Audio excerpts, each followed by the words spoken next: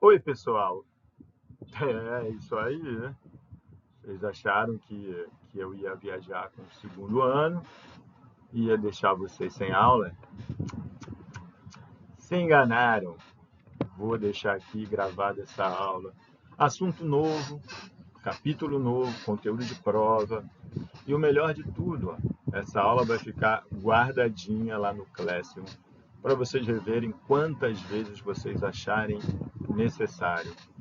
Aproveitem, só vai acontecer uma vez.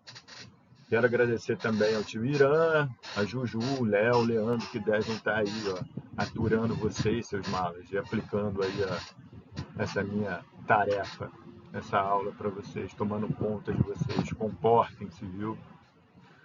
Então vamos ao que interessa. Vamos começar um assunto relativamente novo, né? Na verdade, geografia no ensino médio, a gente vai aprofundando os conteúdos, mostrando algumas novidades, mas algumas coisas vocês já viram.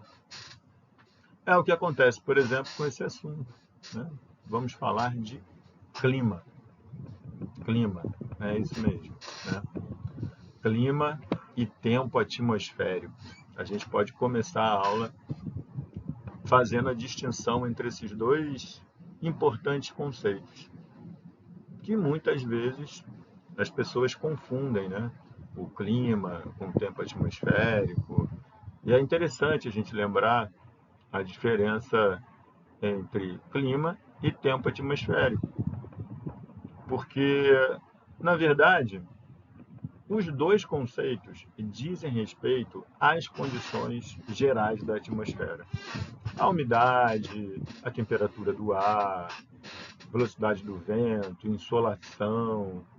A diferença entre o conceito de clima e o conceito de tempo atmosférico está exatamente no que diz respeito ao momento observado. Por exemplo, ninguém faz previsão do clima. A gente sempre ouve a previsão do tempo, né? Previsão do tempo daqui da próximos dias, onda de calor, chuva. Isso é previsão do tempo, né? Mesmo com essa tão propagada mudança climática que está em curso, isso é inegável, né? A gente guarda essa distinção entre clima e tempo atmosférico, principalmente em relação ao período observado. Quando a gente quer fazer, por exemplo, uma caracterização das condições da atmosfera que mais se repetem num determinado lugar, por exemplo, no Rio de Janeiro. O Rio de Janeiro é uma cidade conhecida no mundo todo por vários aspectos, mas principalmente pelo seu clima tropical, né? Calor, umidade. Lógico que nós vamos experimentar ao longo do ano períodos em que a temperatura vai ser mais baixa, né? Vai fazer mais um friozinho, se bem que ultimamente, né, nos últimos anos, esses períodos assim de friozinho têm sido cada vez mais raros de acontecer. Mas enfim, pode chegar aqui um turista vindo lá da Dinamarca, louco, aquele calorão, tal, Rio de Janeiro, carnaval, samba, desembarca aqui num dia chuvoso, né, de junho, julho, aquela garoa fina, né, aqueles 19 graus, 20 graus. Cara, pô, me enganaram, né? Disseram que eu viria para uma cidade tropical, quente e tal. Lógico que ao longo do ano, os dias terão como característica principal essa, de clima quente, né, umidade. Clima é exatamente isso. Clima são as condições de tempo que mais se repetem, as condições de tempo atmosférico, né, as condições gerais da atmosfera, que mais se repetem ao longo de um período cronológico bastante considerável. Cientificamente, para você classificar o clima de algum lugar, são necessários, no mínimo, 30 anos, 30 anos de observação diária dessas condições gerais da atmosfera, de observação do tempo atmosférico, para você conseguir identificar as condições que mais se repetem, ou seja, para você chegar à classificação do clima daquele lugar. E o tempo atmosférico, né, deve ter ficado já claro para vocês, diz respeito às condições de um determinado momento. Por isso que se faz a previsão do tempo para o próximo dia, para os próximos 2 dias, 3 dias, 4 dias, né? Eu digo, por exemplo, que tem uma frase que resume bem a diferença entre clima e tempo atmosférico. O clima é o tempo esteve, está ou estará. O tempo atmosférico ele tem essa característica de variabilidade, né? Ele muda constantemente, ele varia constantemente. Para efeitos práticos, o clima não muda. É até esquisito dizer isso diante dessa realidade que a gente vive hoje de mudanças climáticas. Mas o clima, sim, muda. Aliás, o clima do planeta já mudou ao longo, né, do período de existência dele, mas no tempo geológico. Essa é uma diferença fundamental. Para efeitos práticos, o clima se mantém constante. Ele muda na escala de tempo geológico. O tempo atmosférico não. O tempo atmosférico ele muda em questão de horas até.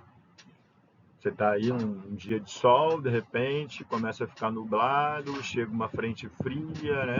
Venta, e daqui a pouco está chovendo e pronto, a temperatura despenca. Despenca às vezes mais de 10 graus, né? Uma amplitude térmica tremenda. E o tempo mudou. Né? O clima não muda assim.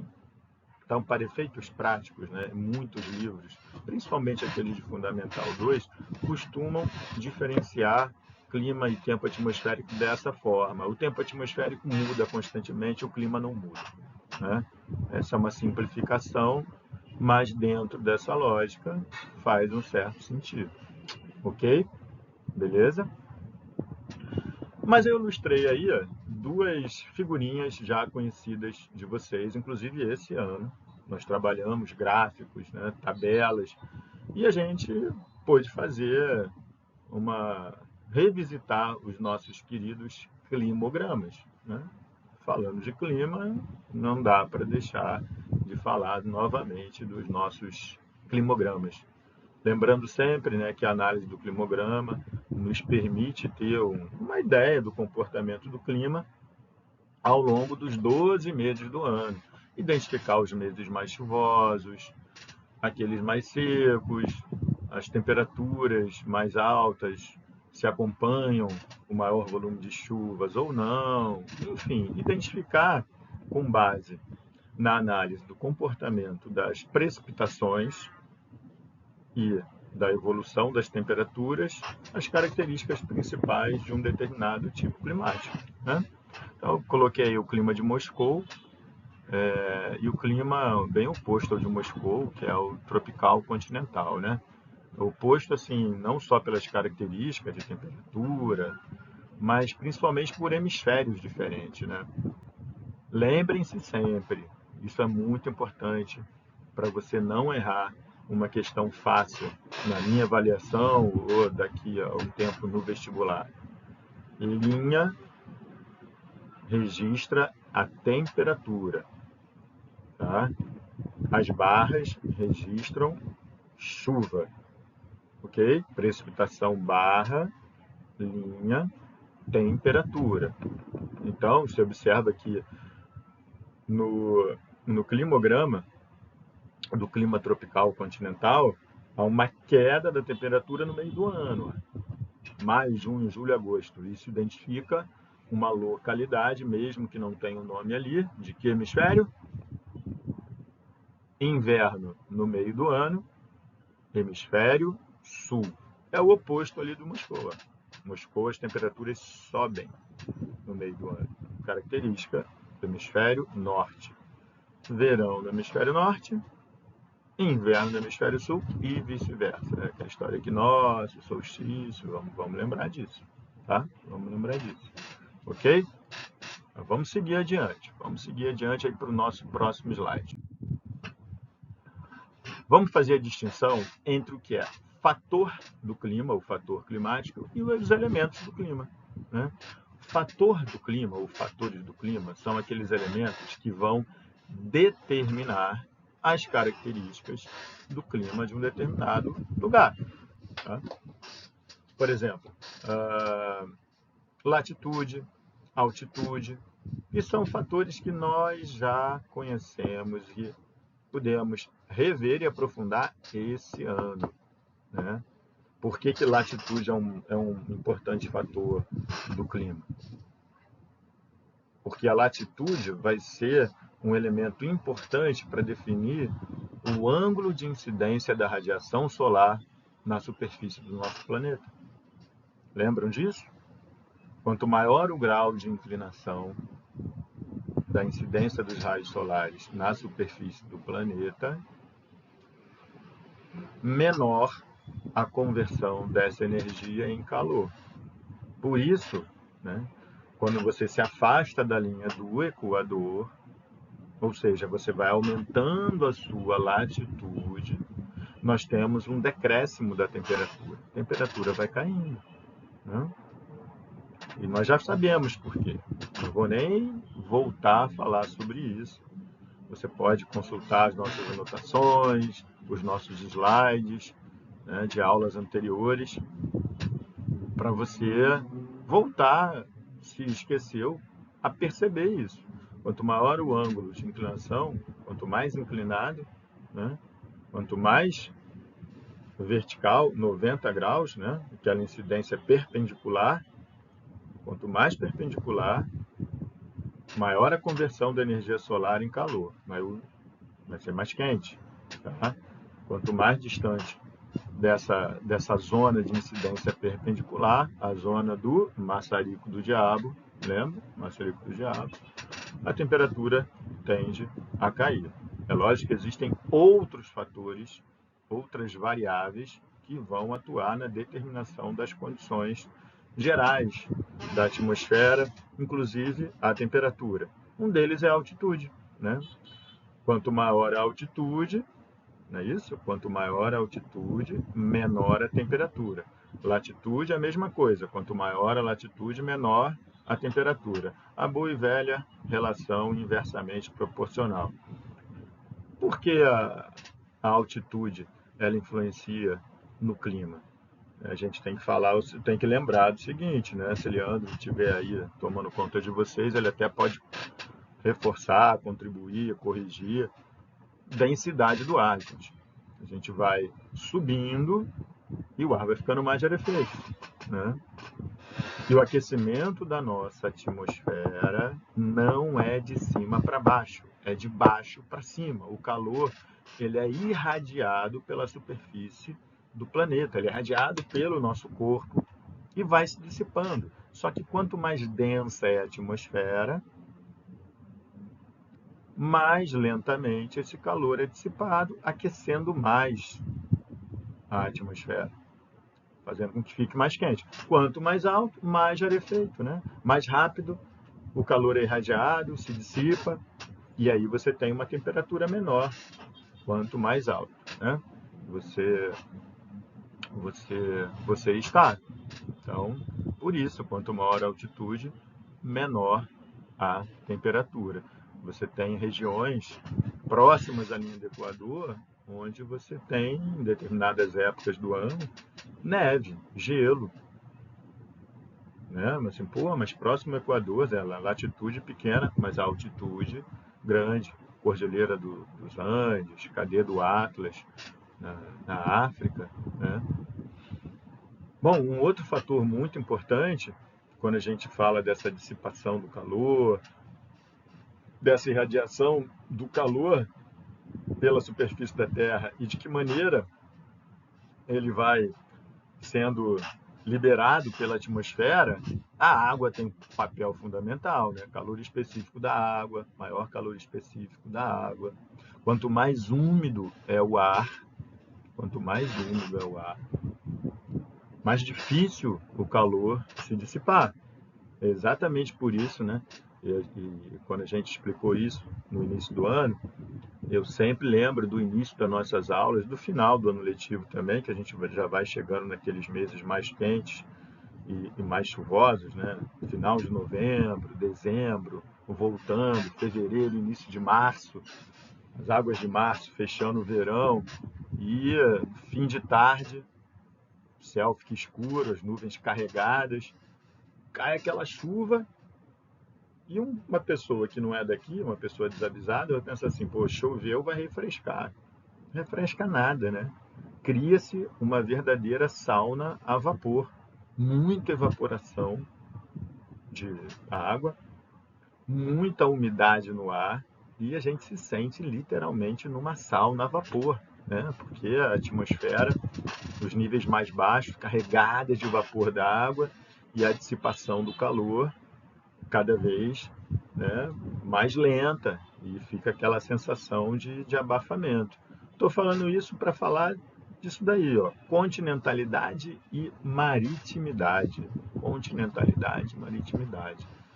Amplitude térmica, vocês já sabem o que é. Amplitude é exatamente a diferença entre o valor máximo e o valor mínimo. Amplitude térmica é a diferença entre um valor de temperatura mais alto, né, o máximo, e um valor de temperatura mínimo. Esse cálculo da amplitude térmica pode ser diário, pode ser semanal, eu posso calcular a amplitude térmica do mês, do ano, enfim. Mas vamos falar de continentalidade e maritimidade. Eu acho que as duas palavras elas já são autoexplicativas. Maritimidade, mar, né? Influência do mar. Geralmente os lugares próximos, geralmente, tá? Tem exceções, a gente vai ver essas exceções. Geralmente os locais próximos ao litoral, próximos ao mar, possuem um ar mais úmido. E os locais distantes do litoral, né, muitos estados brasileiros, por exemplo, que não são banhados, não tem litoral, São Paulo, um deles, né, só para citar o de maior destaque,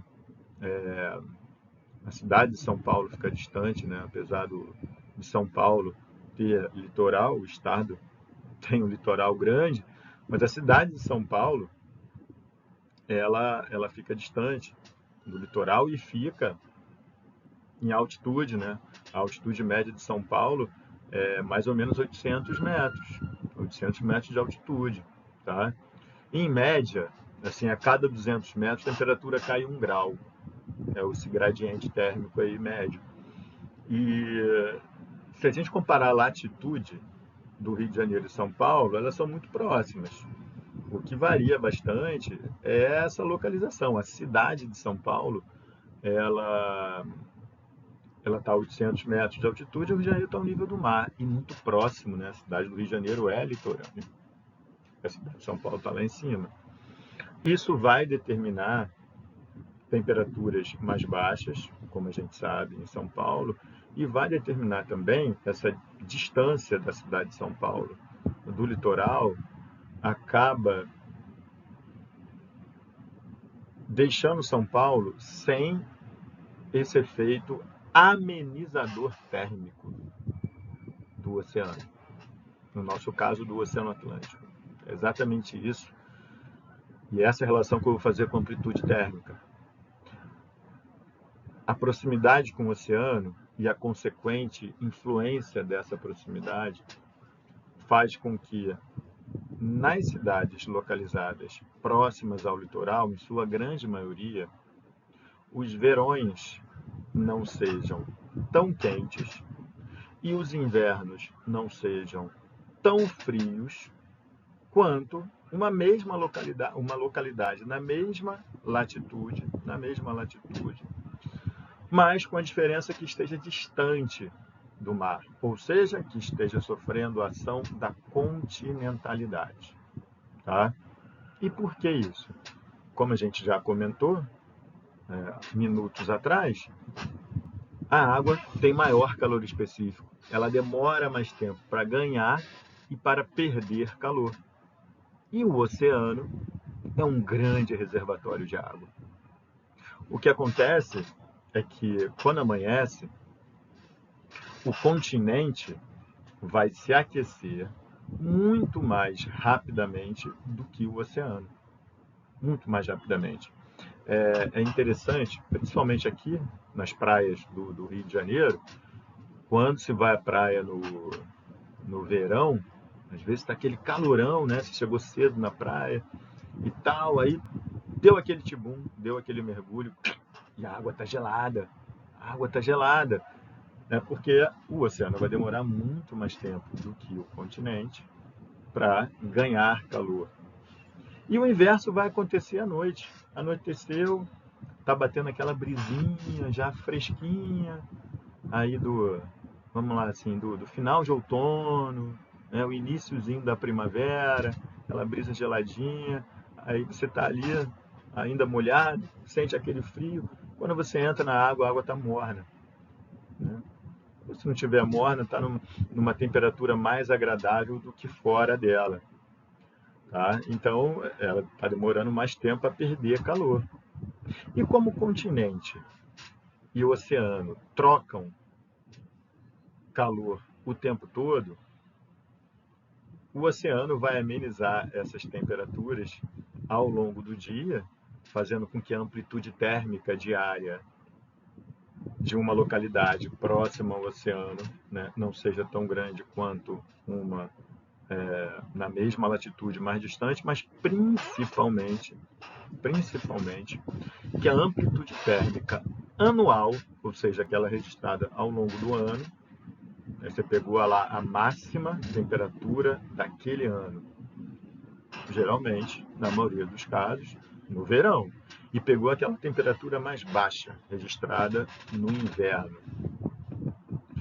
Calculou a diferença. Você, porra, no inverno fez um frio de rachar e no verão fez um calorão. Isso é típico de lugares que sofrem o efeito da continentalidade, tá? Porque nos locais próximos ao litoral, você tem essa ação amenizadora térmica do oceano, dos mares, fazendo com que a temperatura no verão não seja tão quente e no inverno não seja tão fria, tá? Então, a maritimidade é a ação amenizadora térmica dos oceanos. E a continentalidade é a ausência dessa ação amenizadora. Okay? E qual é a relação que se tem com a amplitude térmica? Principalmente a amplitude térmica anual. Ao longo do ano, a amplitude térmica anual é muito maior nos lugares sob o efeito da continentalidade. Os invernos são mais frios e os verões são mais quentes. Beleza? Zé, o que são os elementos do clima? Os elementos do clima são todas aquelas características da atmosfera que nós podemos medir, né? Vamos medir a temperatura do ar, a umidade do ar, a quantidade das chuvas. Esses são os elementos do clima, diferente dos fatores, lembra? Os fatores são aqueles que determinam que as características da atmosfera daquele local sejam daquela forma.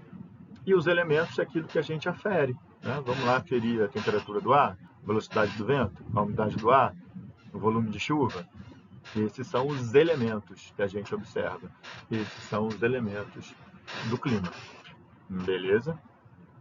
Vamos para o próximo slide.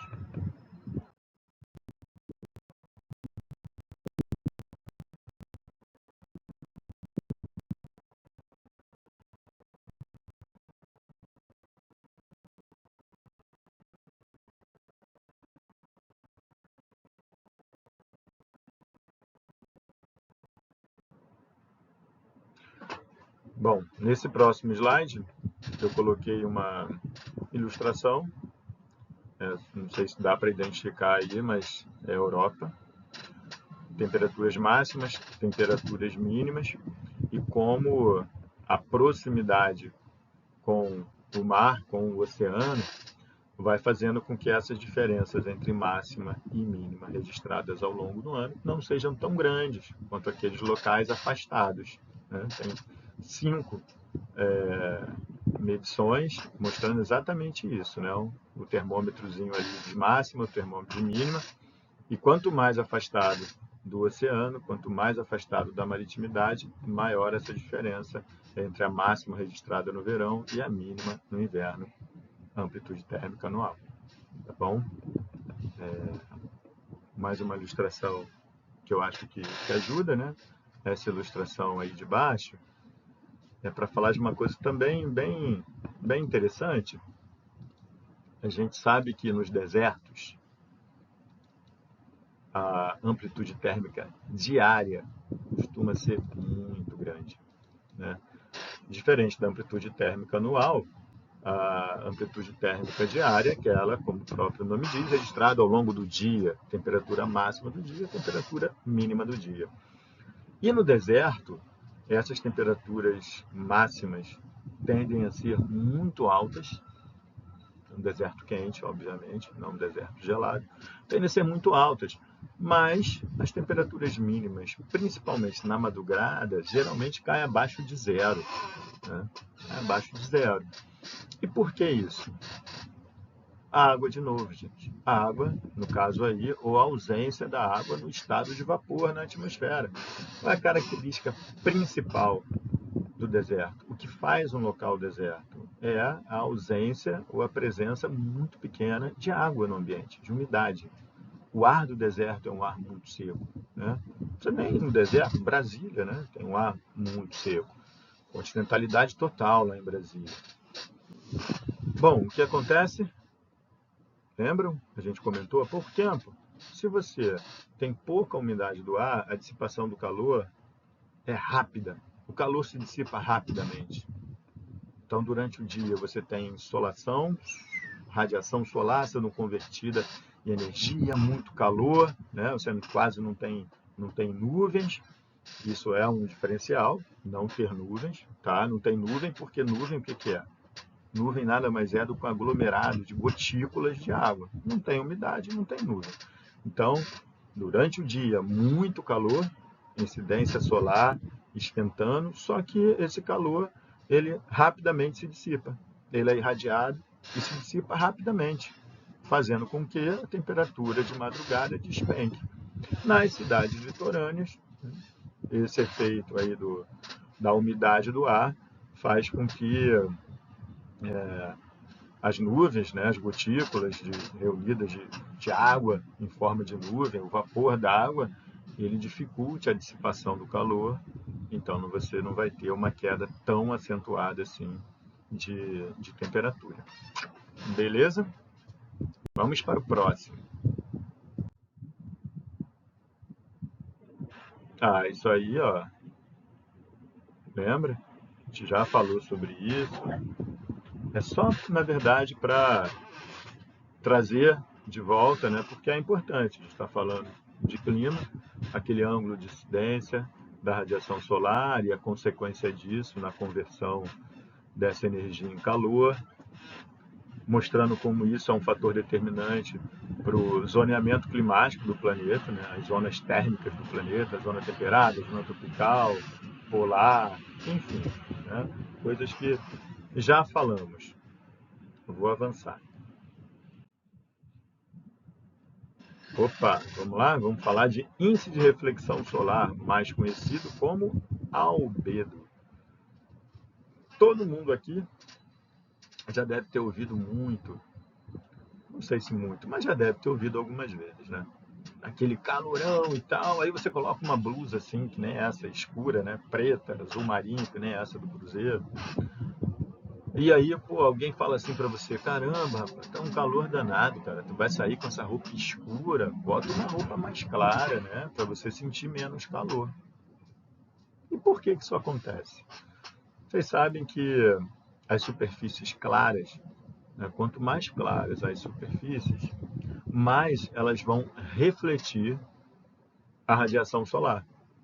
Por exemplo, uma superfície coberta de neve, ela reflete muito mais radiação solar do que aquela terra escura, cheia de matéria orgânica, que é típica aqui, né, da região da Mata Atlântica, da Amazônia. Então, vamos lá, se está refletindo mais radiação solar, né, menos radiação vai ser convertida em calor. Né? Então, superfícies claras têm essa, vamos dizer aqui, vantagem, né, de refletir grande parte da radiação solar, fazendo com que a conversão em calor seja menor. Né? E tem um exemplo também das variações do albedo de acordo ali com superfície, mostrando nuvem, mostrando a superfície da Terra. As nuvens refletem grande parte, né, da energia que incide sobre elas. Como no deserto não tem nuvem, aquilo que eu falei, toda essa radiação incide, né? Daí a importância de usar proteção para os olhos, proteção para a pele, proteção UV contra o comprimento de onda ultravioleta, que é tão danoso para a nossa saúde, né? Desnecessário falar, mas é importante sempre lembrar disso. Se proteger desse comprimento de onda ultravioleta.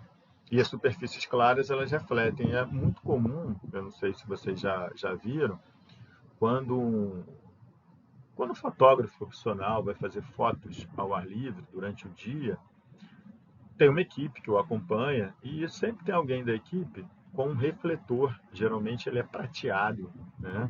Justamente para jogar a luz do sol em cima da pessoa que ele está fotografando, tá? Eu acho que eu vou aproveitar que estou falando de albedo, né, de conversão de energia em calor, falar da importância da vegetação novamente, né? Aqui na escola a gente tem um exemplo, o teto do nosso auditório é um teto verde. E aí muita gente se pergunta, né, mas por que o teto verde e tal?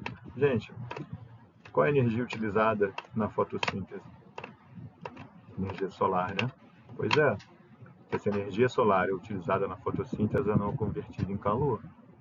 Então, quanto mais vegetação você tem, mais energia está sendo usada na fotossíntese e você tem uma redução da temperatura.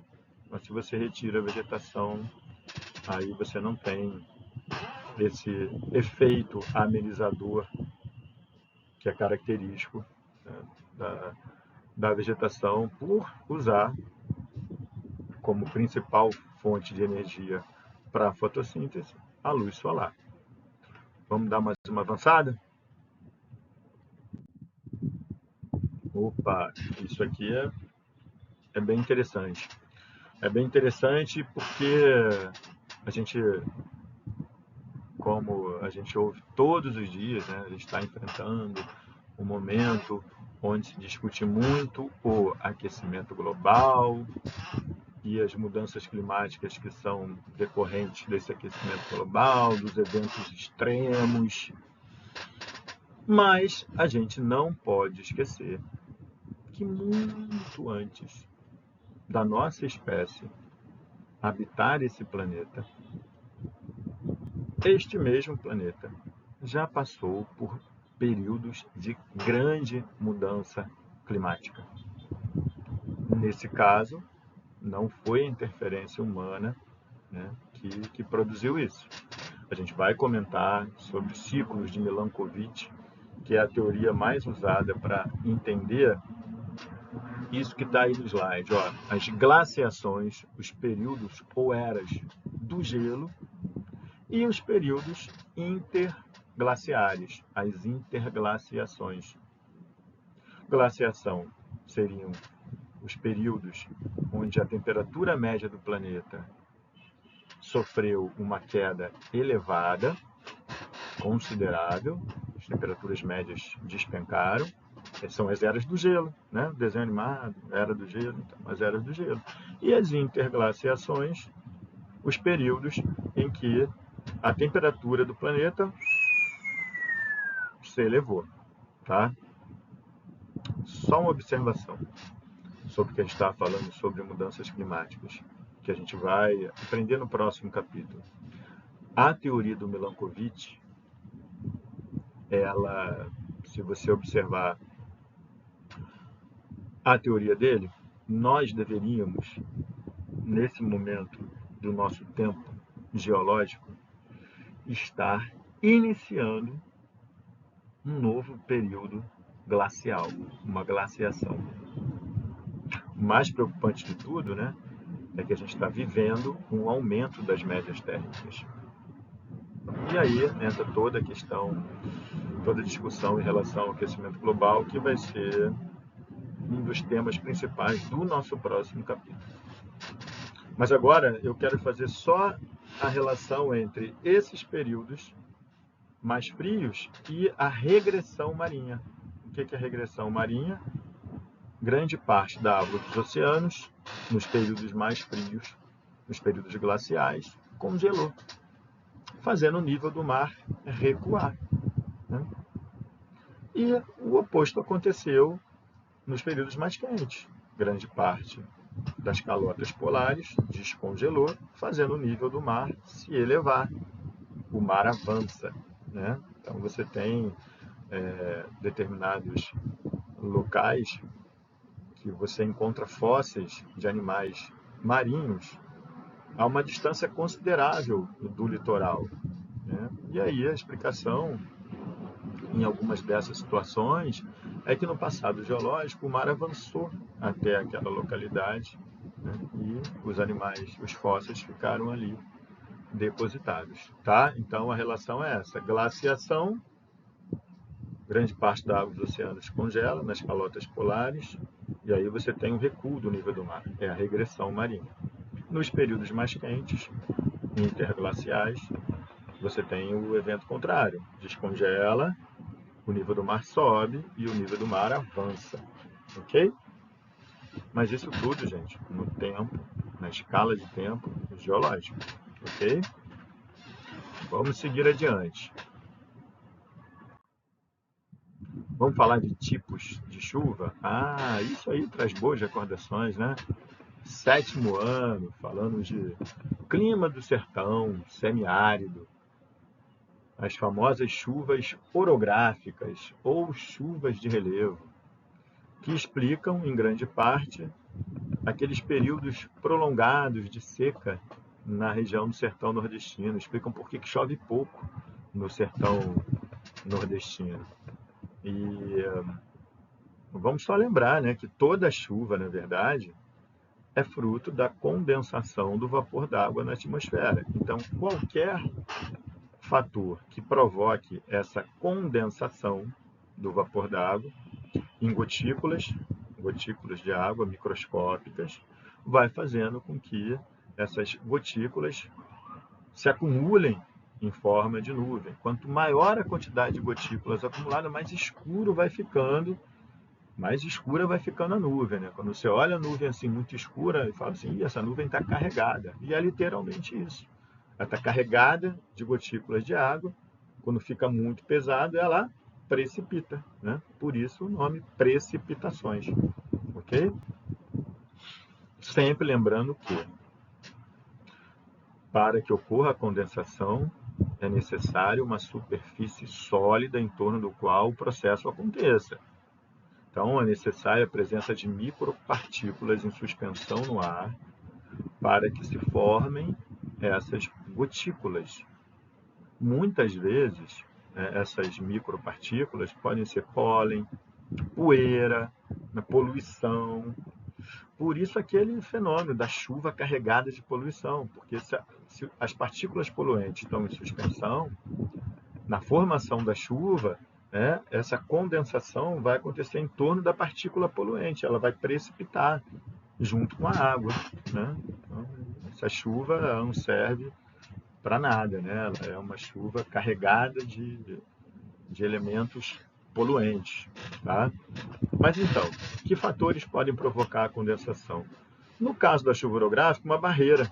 uma barreira do relevo, uma montanha, né, Planalto da Borborema, que faz com que uma massa de ar, principalmente massas de ar que vêm do litoral, no caso lá do Nordeste, né, a Zona da Mata, o Agreste, essa massa de ar vem do litoral, ela vai entrando no continente e se ela encontra uma barreira do relevo, um planalto, uma serra, essa massa de ar automaticamente ela continua o seu percurso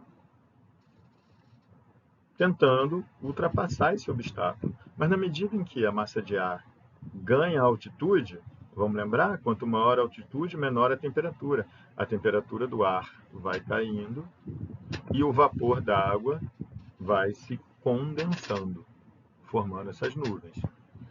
Na maioria das vezes, essas nuvens elas ficam muito pesadas antes de conseguir ultrapassar essas barreiras do relevo. E a chuva cai desse lado, voltado para o oceano. Quando a massa de ar consegue passar o obstáculo do relevo, ela já descarregou toda essa chuva, que por isso mesmo ganha o nome de chuva orográfica ou de relevo, já descarregou essa umidade toda aqui em forma de chuva e passou seca para o outro lado. Tá? Então, quando o fator que provoca a condensação do vapor d'água é uma barreira natural do relevo, essa chuva é uma chuva orográfica, ok? Vamos falar das chuvas de verão? São as chuvas convectivas. Essa palavra não é nova. Lembram das correntes convectivas dentro do manto da Terra? Convecção, convectiva, lembra? Calor. Então a gente sabe, porque a gente vive no Rio de Janeiro, que ao longo do ano, principalmente nos meses de verão, durante o dia faz um calorão danado, e como a gente está próximo do oceano, né, a gente tem muita umidade, muita evaporação, muita evaporação. Esse vapor d'água, ele vai conseguindo, né, ele vai sendo dissipado vai ganhando altitude e, e vai se condensando na medida em que ele vai atingindo altitudes maiores e camadas do ar mais frias. E aí a gente vê aquelas nuvens muito pesadas, os famosos CBs, os cumulonimbus, se formando.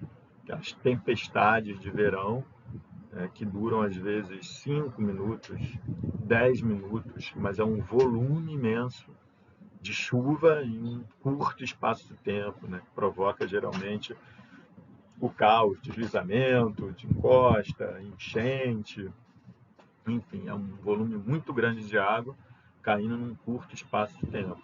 Essas chuvas são as famosas chuvas convectivas, né? Ou como são conhecidas aqui no Rio de Janeiro, chuvas de verão. Né? Por exemplo, lá em Manaus, é quase todo dia, Manaus, Belém, a chuva convectiva ocorre muito, quase todos os dias, no fim de tarde, ali naquela região da Amazônia. Quase todo dia chove, né? Tem até uma brincadeira que o pessoal que mora lá em Manaus, Belém, marca encontro assim antes ou depois da chuva, porque a chuva é certa de cair durante o dia, principalmente no final da tarde, tá? Então, chuva convectiva, beleza?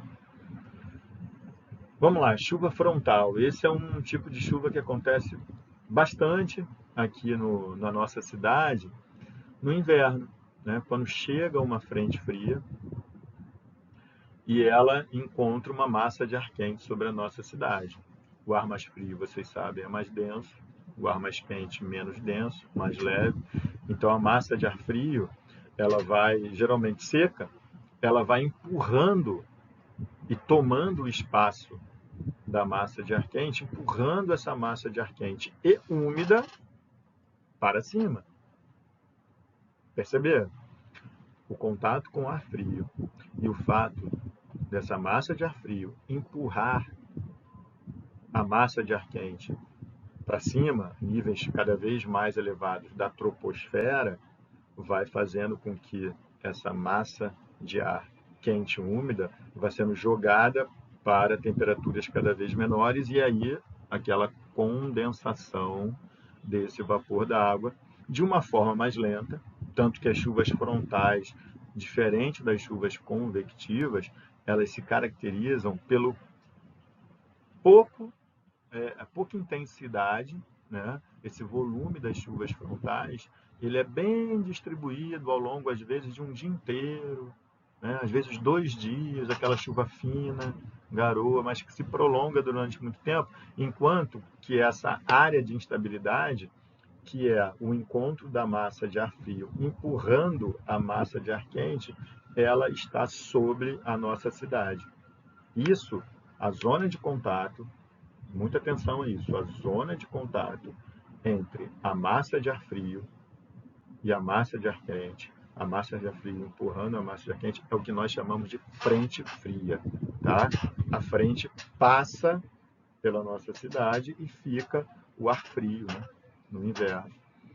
Saudade já disso. Beleza? Vamos lá. Vamos para o próximo.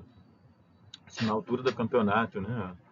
A aula já terminou o tempo aí, para e assiste o restante da aula depois.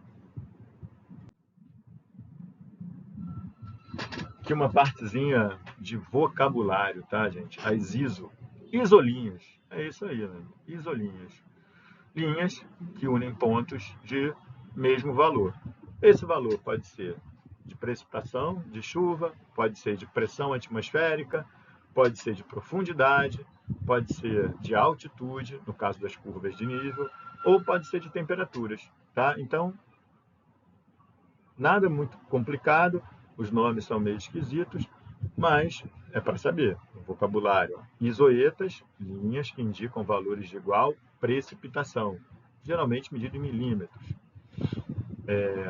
Isóbaras, já se ligou, ligam pontos de igual pressão atmosférica. Isóbatas, pontos de igual profundidade. Isoípsas são as famosas curvas de nível, ligam pontos de igual altitude. Isotermas, adivinha? Ligam pontos de mesma temperatura média do ar. Ok? Opa, vamos falar de ar em movimento, que é o famoso vento. Vento, ventania. Pois é. Existem vários tipos de ventos, existem brisas, existem ventos constantes. E o mais importante de tudo, por que existe vento? Por que o ar se movimenta? Qual é o fator determinante para que ocorra o movimento do ar? Diferença de pressão atmosférica. É isso aí, galera. Diferenças de pressão atmosférica geram um movimento do ar. Se por um acaso nós tivéssemos uma atmosfera que a pressão atmosférica fosse homogênea, a gente não ia ter deslocamento do ar. O ar sempre se desloca de uma área de alta pressão atmosférica para uma área de baixa pressão atmosférica. Imagina o seguinte, ó. Você encheu um balão, sabe que balão de aniversário? Encheu de ar. É a nossa atmosfera, beleza?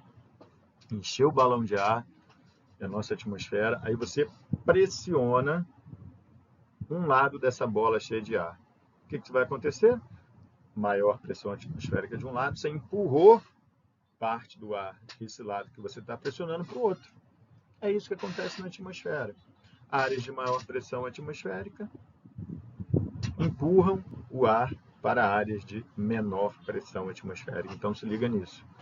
O ar sempre se desloca de uma área de alta pressão atmosférica para uma área de baixa pressão atmosférica.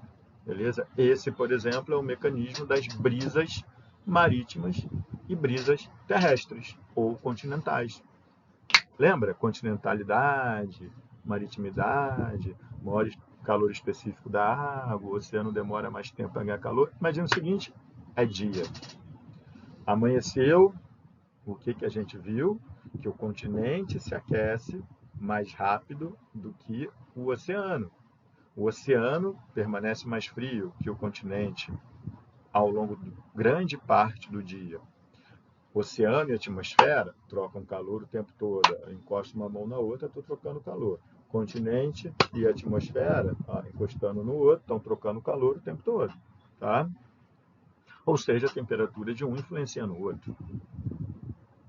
Então, durante o dia, o ar sobre o oceano, ele tem uma temperatura menor. Ele é mais frio do que o ar sobre o continente. O continente se aqueceu mais rápido. O ar sobre o continente ficou mais quente. Por isso que sopra aquela brisa suave que vem do mar, refrescando a gente, né? Essa é a brisa marítima. Por quê? Porque se o ar está mais frio sobre o oceano, onde é maior a pressão atmosférica? O ar mais frio é mais denso, é mais pesado. Pressão atmosférica maior sobre o oceano, tá? Fazendo com que o ar se desloque em direção ao continente, onde o ar está mais quente, menor pressão atmosférica. À noite é o contrário.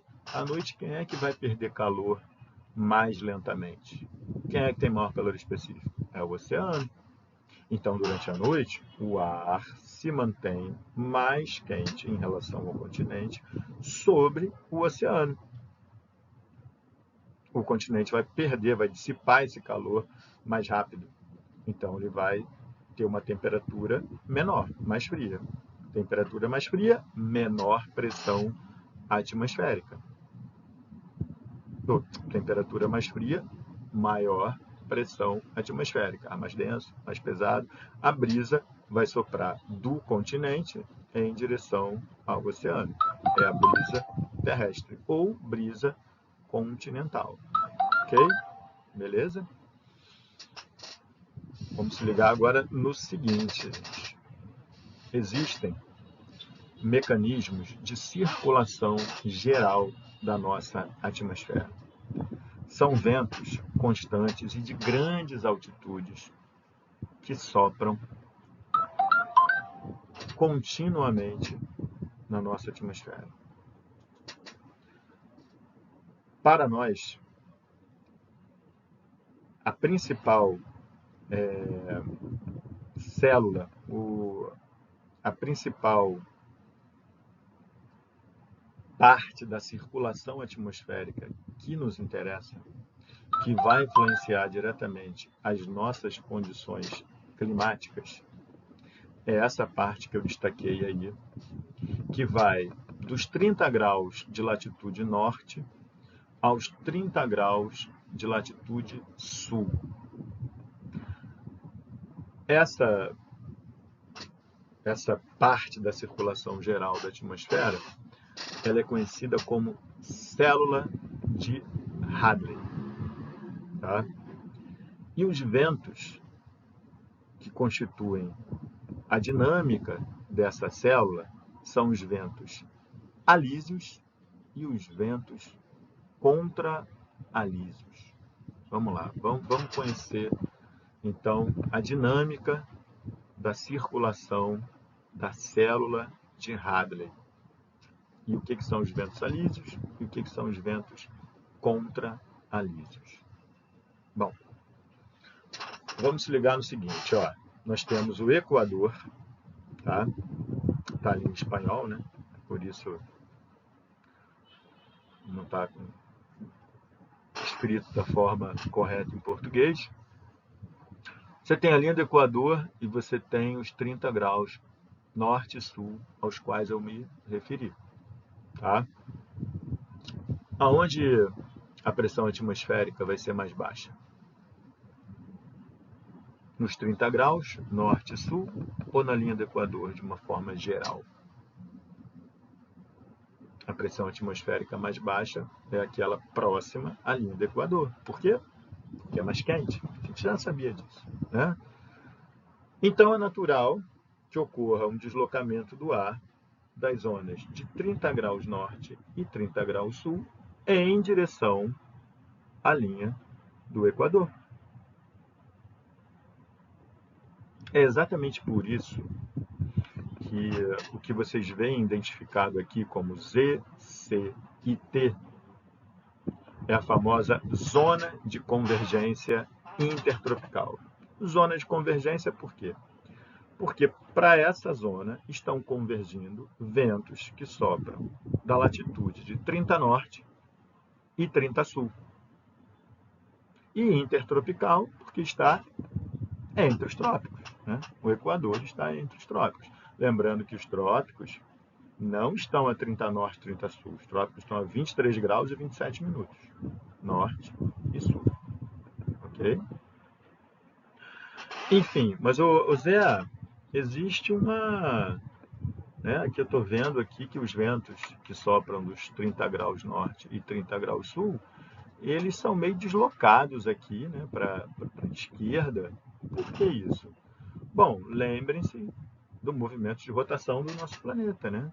O movimento de rotação do nosso planeta de oeste para leste, né? Por isso que a gente vê o Sol nascer a leste e se pôr a oeste, é o movimento contrário, né? Porque é a Terra que está se movimentando, gera como consequência esse deslocamento. Esse deslocamento dos ventos que sopram de 30 norte e 30 sul para a esquerda é provocado por um efeito do movimento de rotação, que é o efeito de Coriolis, a força de Coriolis, que faz com que ocorra esse deslocamento dos ventos alísios que sopram do norte e do sul. É isso. Ventos alísios. Esse é o nome desses ventos que sopram constantemente das latitudes de 30 norte e 30 sul em direção à zona de convergência intertropical, ao nosso equador térmico, ao nosso maçarico do diabo. Ok? Bom, mas por que 30 norte e 30 sul, Zé? Por que não um pouco mais para norte, um pouco mais para sul? Por que exatamente 30 graus norte e 30 sul? Por que essa célula se fecha aí? Por que esse esquema, né, de circulação ele está restrito a essas latitudes de 30 norte e 30 sul? Bom, vamos lá. Os ventos alísios se deslocam dos 30 graus norte e 30 sul em direção ao Equador. O Equador térmico, né? Se tiver lá no equinócio, o Equador térmico, essa zona de convergência intertropical, vai coincidir exatamente com a linha do Equador. Mas dependendo do dia do ano, da estação do ano, essa zona de convergência, ou ela vai estar mais deslocada para o norte, ou vai estar mais deslocada para o sul, dependendo da estação do ano. Ao longo do ano, em 2 dias, nos nossos equinócios, início da primavera e início do outono, vai coincidir com a linha do Equador geográfico, tá? Mas só nesses dias. Enfim, quando eles chegam ali, no Equador térmico, no nosso maçarico do diabo,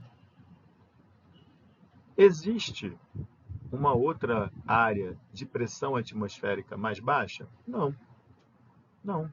Então eles vão se encontrar, e como eles são ventos, massas de ar muito quentes, né? Muito quentes, carregadas de umidade, inclusive,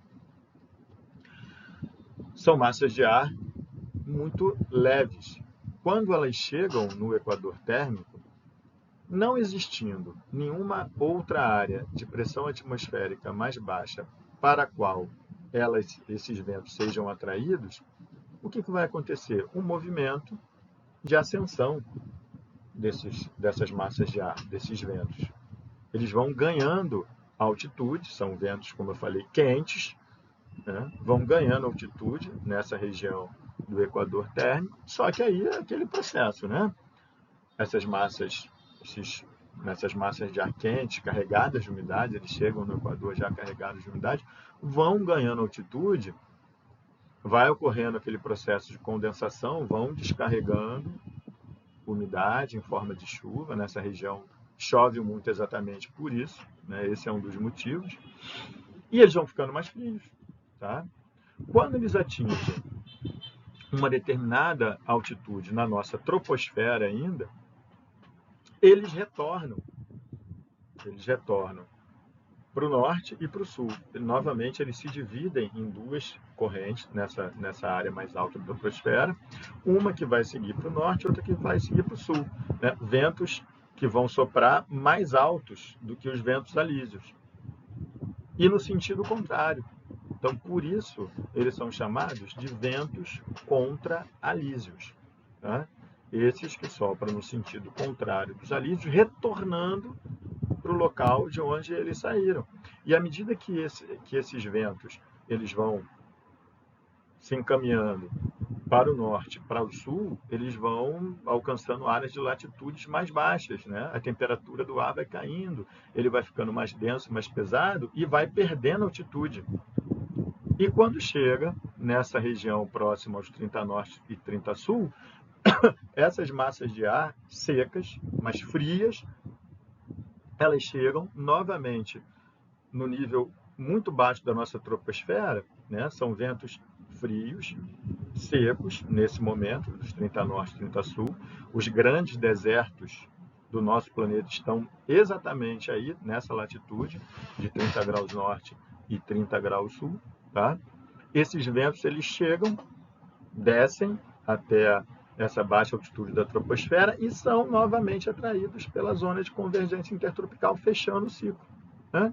Então, novamente, eles vão se deslocando dos 30 norte, 30 sul, frios, ganhando, ficando quente, ganhando umidade, chegam na zona de convergência intertropical, ganham altitude e aí dão origem aos ventos contra-alísios, que vão retornar para o norte e para o sul, descendo, né, perdendo altitude aí por volta dos 30 norte e sul e retornando, fechando o ciclo, tá?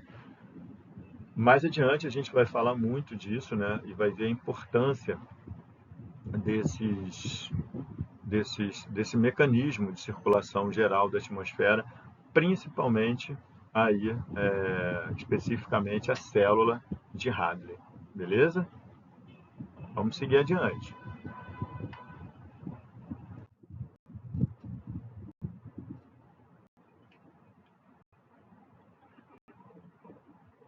Dei uma definiçãozinha, né, do aquele efeito de Coriolis e, novamente falando de vocabulário, são duas palavras importantes. Elas aparecem aí nos textos, no enunciado das questões, então se acostumem com elas. Áreas ciclonais e áreas anticiclonais, tá? Geralmente a palavra ciclone, ela é associada a sinônimo de furacão, né? Mas toda área de baixa pressão atmosférica recebe o nome de área ciclonal. E toda área de alta pressão atmosférica recebe a denominação de área anticiclonal. Reparem que o baixo e alto é sempre relativo, né? Não é absoluto, é relativo. É mais baixo do que uma determinada área que está ali vizinha. Tá? Então, gravem isso. Área anticiclonal é sempre uma área de alta pressão atmosférica. E área ciclonal, uma área de baixa pressão atmosférica. Ok? Coloquei aí uma breve descrição de como ocorrem furacões, tá? Não agora, mas quando a gente estiver novamente juntos, eu vou fazer uma distinção entre furacões e um outro fenômeno também que é muito interessante, né? Mas que é raro de acontecer aqui no Brasil, mas acontece de vez em quando, que são os tornados, né? Mas aí eu vou comentar com vocês depois, numa outra ocasião, a diferença entre o que é um furacão e o que é um tornado. Agora, só para mostrar para vocês que a gente classifica, né, um vento como furacão a partir do momento que ele atinge 119 km por hora.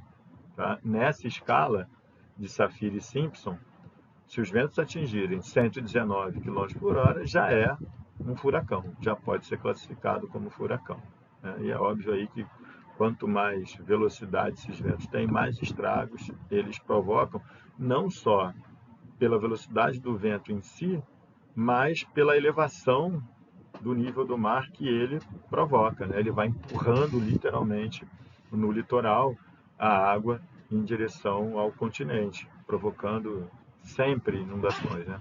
As inundações estão sempre associadas aos furacões, tá? E é óbvio que tanto o furacão quanto o tornado, para que aconteçam, tem que se formar áreas de, adivinha, baixa pressão atmosférica, né? Você tem que ter áreas de baixa pressão atmosférica que vão ser os núcleos tanto dos furacões quanto dos tornados, né? A diferença fundamental, só adiantando um pouco aqui, é que os furacões podem durar semanas, né, se deslocando até se desfazerem. E os tornados, eles são extremamente curtos, né? Os tornados duram pouco tempo, tá?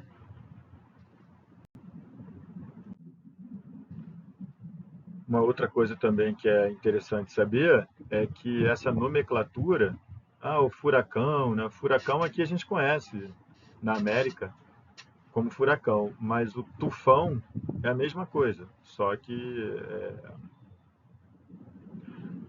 a denominação é dada na Ásia, naquela região do Pacífico, tá?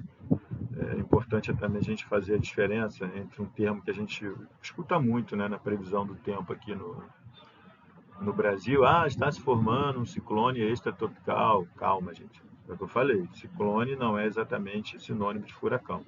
Área de baixa pressão, tá? Temperatura baixa no centro, ventos já no mesmo sentido. Furacão não. São ventos com maior velocidade, temperaturas mais altas no centro, né? O olho do furacão é o que a gente chama o olho do furacão, uma área relativamente calma dentro do furacão. Tá? A gente vai falar sobre isso depois com mais detalhes, sobre essa questão da diferença entre o furacão e o tornado.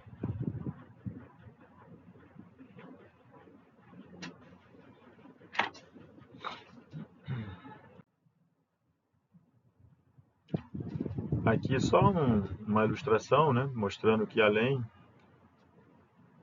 do, da célula de Hadley, existem outras células de circulação geral da atmosfera, tá?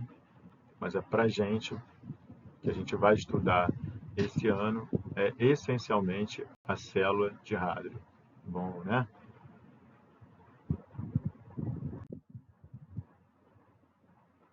A gente falou de furacão, tornado, brisas, ventos alísios, contralísios. Vamos lembrar um pouco de um conteúdo que geralmente é visto lá no nono ano, né? Os ventos de monções, característico dessa região listrada aí, do sul da Ásia, pegando parte ali do sudeste, mas principalmente do que a gente chama de subcontinente indianos, do subcontinente indiano. E os ventos de monções, eles são ventos que alternam o sentido que eles sopram e é, se eles são úmidos ou se eles são secos. Por exemplo, no inverno, os ventos de monções, eles são ventos que sopram do continente em direção ao oceano, né? E são ventos que, exatamente por se formarem sobre o continente, né, são ventos carregados com massa de ar que se formou sobre o continente, são ventos secos. Então, o período de inverno nessa região é um período de seca, porque os ventos sopram do continente em direção ao oceano e são ventos extremamente secos, porque sopram do continente. Já no verão é o oposto, né? O verão é uma estação muito chuvosa, chuvas muito fortes que provocam inundações, e exatamente porque no verão eles sopram do oceano em direção ao continente, tá? Nomenclatura de massa de ar, né? A gente está falando aqui de massa de ar quente, massa de ar fria. eu selecionei algumas massas de ar e coloquei a nomenclatura. Como é que a gente identifica essas massas de ar pela forma abreviada, né? Por exemplo, sempre a letra do meio dessa forma abreviada é a letra maiúscula. Se é uma massa, por exemplo, que é formada sobre a região do Equador, ela tem um nome sempre da região de origem. Por exemplo, uma massa equatorial formada na região do Equador sobre o continente. É uma massa equatorial continental. Uma massa de ar na região equatorial que se formou sobre o oceano, uma massa equatorial marítima. A mesma coisa, massa tropical marítima, massa tropical continental. Geralmente, a nomenclatura utiliza o nome do oceano sobre o qual ela se formou. Então, aqui no Brasil, por exemplo, a gente tem a Massa Tropical Atlântica, MTA. Ao invés de colocar o Mzinho de marítimo, a gente coloca o A, né, de Atlântico, Massa Tropical Atlântica. Mesma coisa em relação à Massa Equatorial Atlântica. Tá?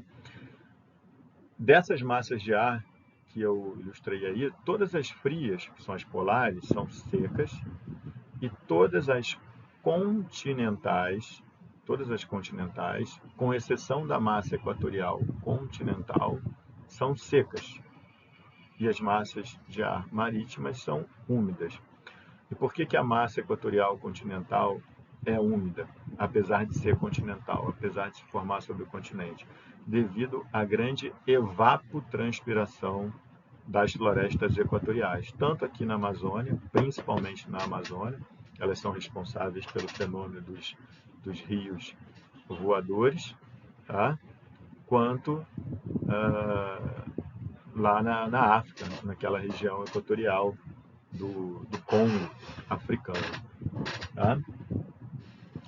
Aquela floresta do Congo, ok? Vamos seguir adiante.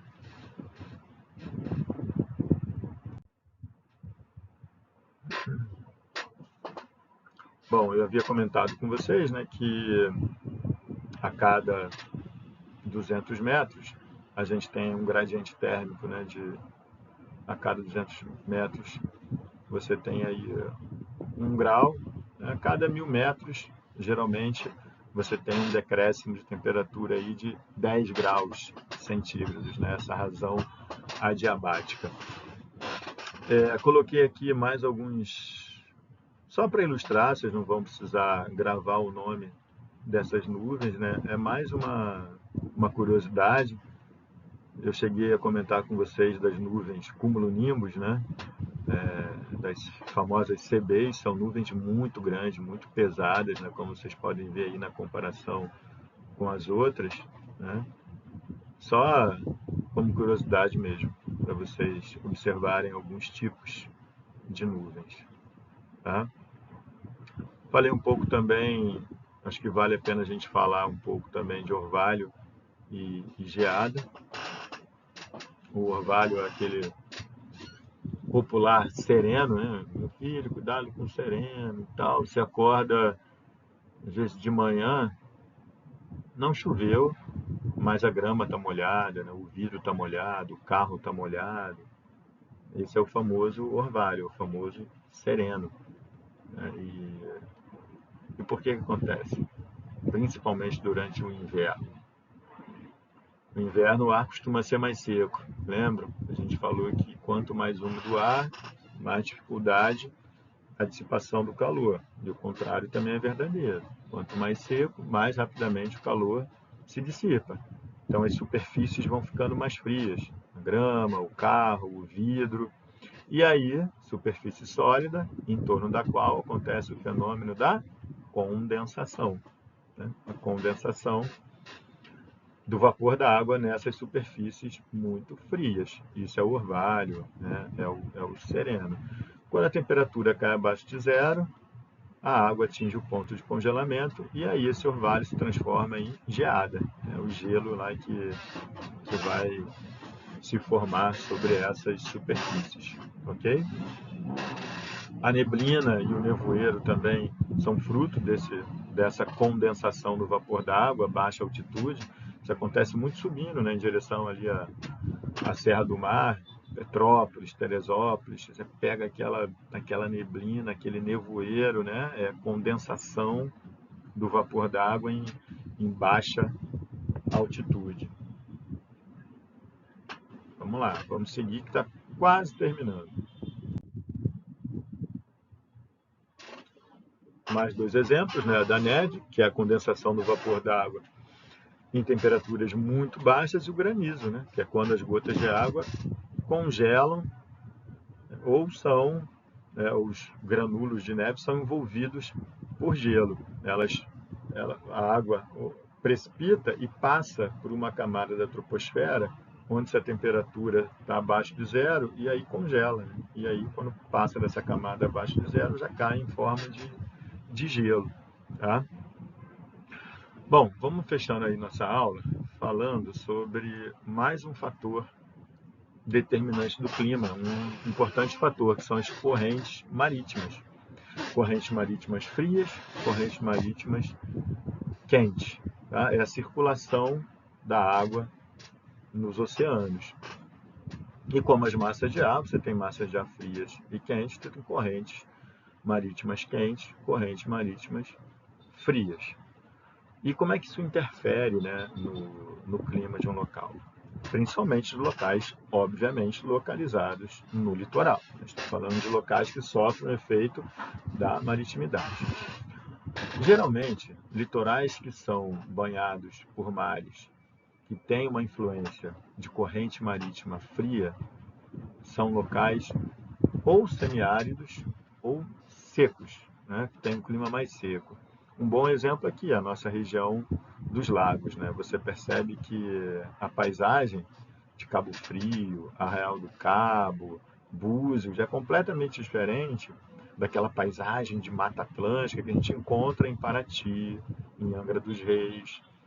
Essa região dos lagos é uma região de clima mais seco mesmo, porque tem ação de uma corrente marítima fria ali. Tá? E por que isso acontece? Porque nos locais onde ocorre a ascensão dessa corrente marítima fria, que geralmente, né, a água mais fria também é mais densa. Então, essa corrente fria geralmente desloca em profundidade, tá? Mas, em alguns locais, por circunstâncias locais, variáveis locais, essa massa de ar frio, corrente de água fria, ela chega até a superfície, dando origem a um fenômeno que recebe o nome de ressurgência. Né? E essa água fria, ela é carregada de plâncton, fitoisoplâncton. Então, geralmente, essa massa, essa corrente de água fria, ela chega até a superfície, ela atrai muito peixe, muito pescado, né? São regiões onde a atividade pesqueira geralmente é muito importante. Mas esse fenômeno de ressurgência faz com que a água, obviamente, da superfície fique mais fria, em contato com o ar. Né? Se o ar sobre o oceano é um ar que tem umidade, em contato com essa água fria, vai trocar a temperatura, vai ficar mais frio, vai ter condensação e chuva. Só que a chuva, ela se precipita sobre o oceano. Né? Quando essa massa de ar que está ali sobre o oceano, ela chega no continente, ela já descarregou a umidade sobre o oceano e aí ela chega seca. Então, por isso, essa associação entre a presença de correntes marítimas frias e a ocorrência de desertos, muitas vezes, né, como o deserto de Atacama, aqui na América do Sul, lá no litoral do Pacífico, e ambientes mais secos. Tá? Bom, as correntes quentes, elas têm um efeito contrário, né? Elas tornam o ar mais úmido. Inclusive, assim, a gente não pode deixar de citar, quando faz a relação de correntes marítimas com a questão do clima, a influência que tem a corrente quente do Golfo do México. Como o próprio nome diz, ela tem origem no Golfo do México e ela se desloca, né, atravessa todo o Atlântico Norte e chega até a Europa. Né? grande parte do litoral das ilhas da Grã-Bretanha, daquela região norte da Europa, não congelam o ano todo devido à ação dessa corrente quente do Golfo do México. Aqui vocês podem observar algumas correntes frias, algumas correntes quentes, as principais, né?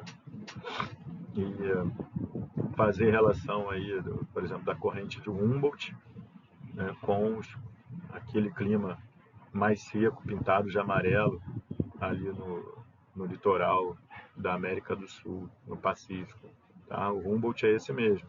O mesmo Humboldt, naturalista, alemão, que dá nome à nossa querida Fundação Humboldt. Beleza? É isso, pessoal. Bastante conteúdo aí para você rever, para você se distrair e, principalmente, rolou dúvida, tá? Tira comigo, ok? Um beijo, um abraço para vocês. Até!